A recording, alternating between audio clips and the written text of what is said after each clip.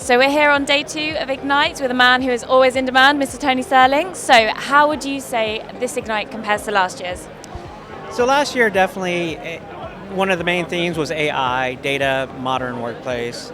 And a lot of the questions people were asking us was, okay, what is it? How do we get there? And this year, you still have AI, obviously, as a theme, technical intensity, and still modern workplace is a very common theme, but it's more around inclusivity, right? So modern workplace, but encompassing everything.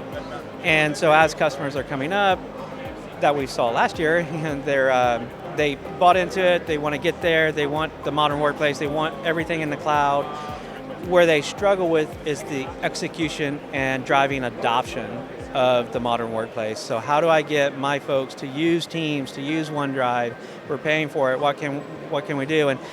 And so that's what we're doing, is we're explaining how we can help them drive that adoption so that they're taking advantage of the licenses that they're paying for and things like that. Cool. So if someone is wandering around Ignite and wants to come and see us tomorrow, what would you say to them? Come early because I'm a bit busy. We're at booth 841.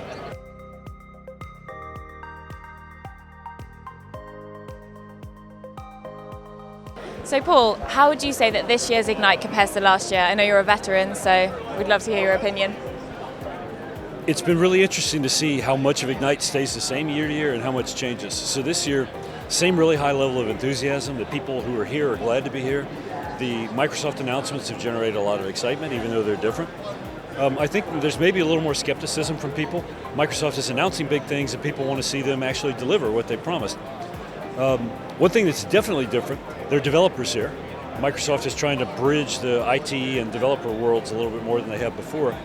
And it's going to be interesting to see how that plays out. I don't know that they'll do it again next year. We'll have to see whether everybody's happy with that mix this year. Any predictions for future events? The food will be bad.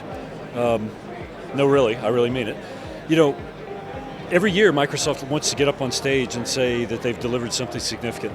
This year they focused very heavily on saying the year of Yammer, the year of Yammer. So I predict next year they're going to get up and they're going to talk about how the year of Yammer has been a great success.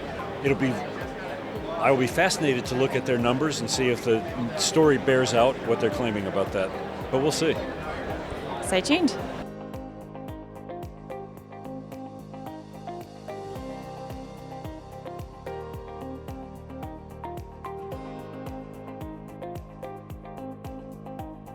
So Doug, you are a long-time veteran of Ignite and everything that went before it.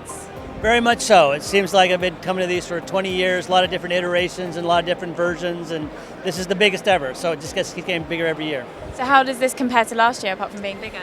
So I think Microsoft has really hit their stride now. It's the third year in Orlando. They kind of know where everything needs to be. They've set up the right set of sessions, and the configuration of their booths is a lot more informed and set up. So it's been really good from that perspective. Yeah. Anything you're looking forward to for the rest of the week?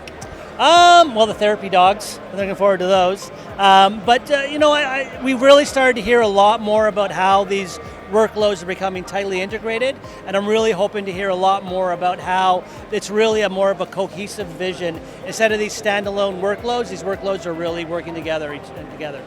So. Sounds good. Thank you. Well, how would you say this year's Ignite compares to last year's? You know, it's been terrible because Thomas is not here. We all miss him. It's just not the same without him. Hurry back soon, big guy.